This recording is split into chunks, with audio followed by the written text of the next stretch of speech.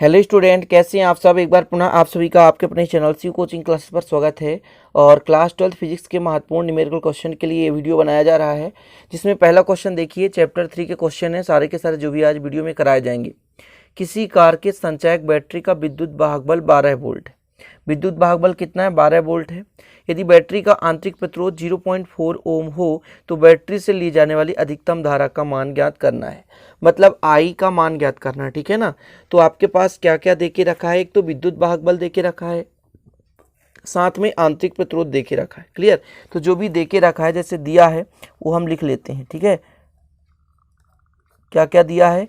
पहला देके रखा है विद्युत वाहक बल, तो विद्युत वाहक बल को ई से दर्शाते हैं। तो कितना मान देके रखा है? 12 वोल्ट। ठीक है, 12 वोल्ट। साथ में बैटरी का आंतरिक प्रतिरोध है, यानी स्मॉल आर का मान 0.4 ओम है। ठीक है, ये आंतरिक प्रतिरोध देके रखा है। ठीक है, अब यदि आपसे मैं कहूँ कि अधिकतम धारा के लिए जो प्रतिरोध का कैपिटल आर का मान क्या होगा? 0 होगा। तो पहले आप धारा का फार्मूला लिख लें, आई बराबर, जिसमें आंतरिक प्रतिरोध और बाह्य प्रतिरोध दोनों हो।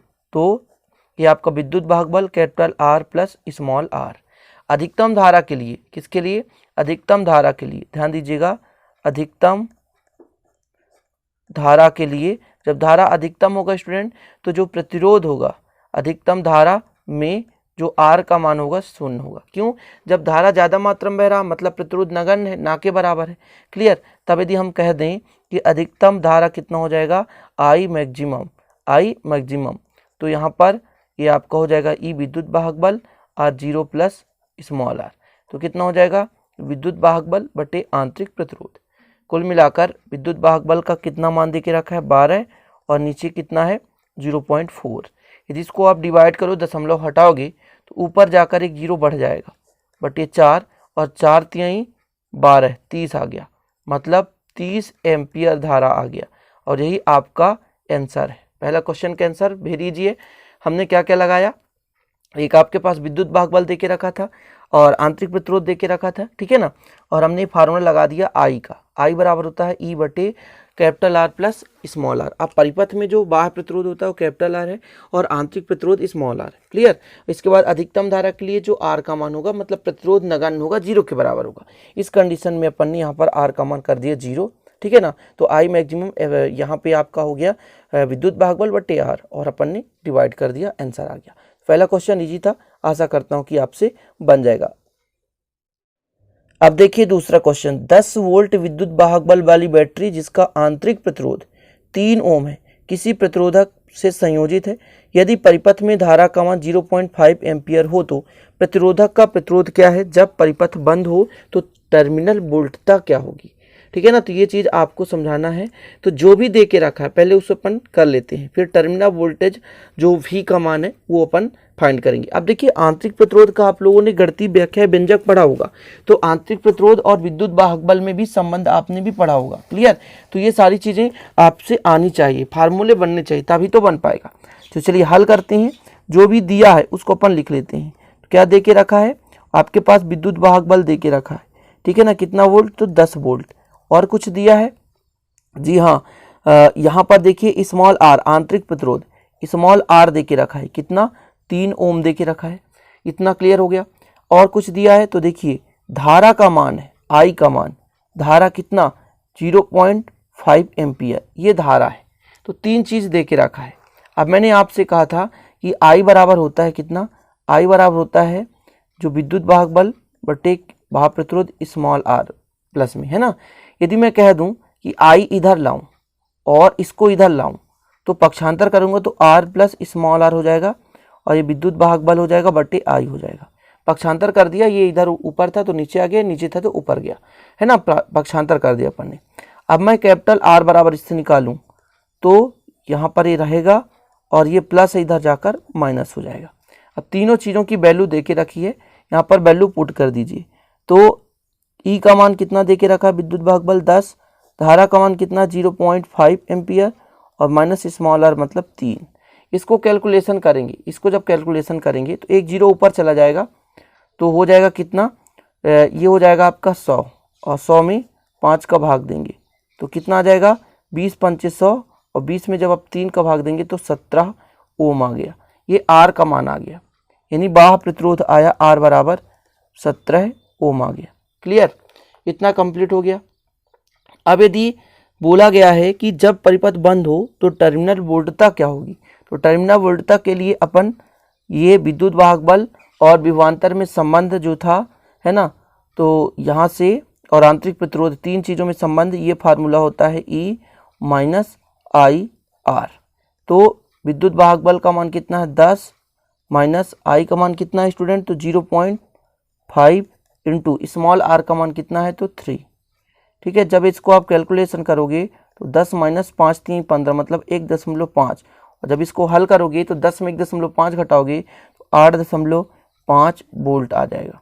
यही आपका आंसर है। और एक ये आपके पास R बराबर 17 ओम आया और दूसरा है V बराबर 8.5 वोल्ट।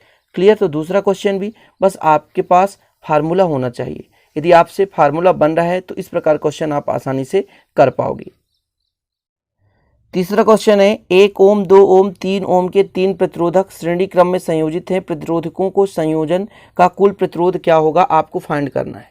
टोटल प्रतिरोध कितना होगा, तो देखिए श्रेणी क्रम संयोजन में जो टोटल प्रतिरोध होता है R equal R1 plus R2 plus R3, कितने भी प्रतिरोध होंगे उनके सीधे हम क्रम में जोड़ देंगे, वो श्रेणी क्रम कहलाता है। क्लियर, तो चलिए हल करते हैं। जो भी दिया उसको पहले लिख लेते हैं।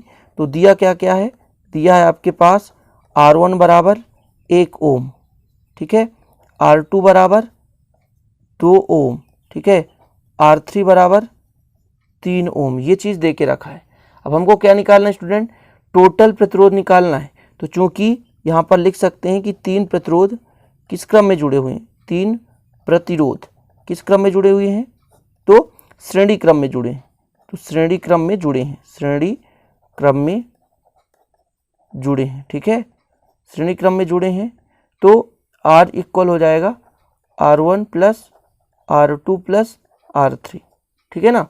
तो R इज इक्वल R1 का मान 1, R2 का मान 2, R3 का मान 3, टोटल जोड़ देंगे यदि आप तो 1 2 3 की टोटल हो जाएगा 6, तो 6 ओम आ गया कुल प्रतिरोध। इस क्वेश्चन का आंसर बहुत ही इजी है, ठीक है ना। अब इसी क्वेश्चन में एक और क्वेश्चन बन सकता है, ये तो पूरा क्वेश्चन ही रहेगा, एक क्वेश्चन और बन सकता है, जैसे ये ए था और ये बी था। यहाँ पर मैं क्वेश्चन लिख दे रहा हूँ।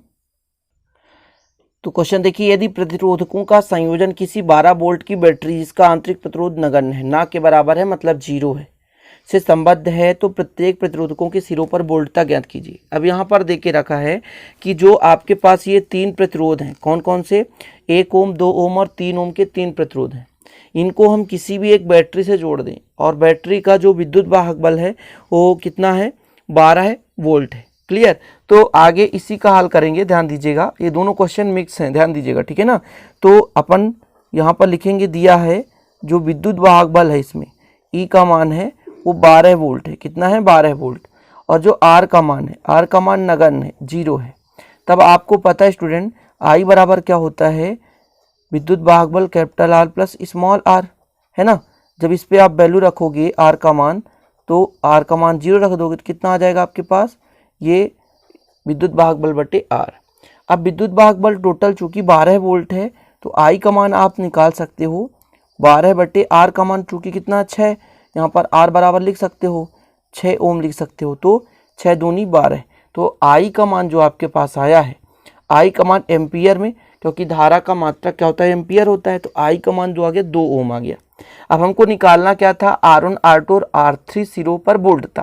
तो यहाँ पर आप लिखें R1 के सिरों पर वोल्टता,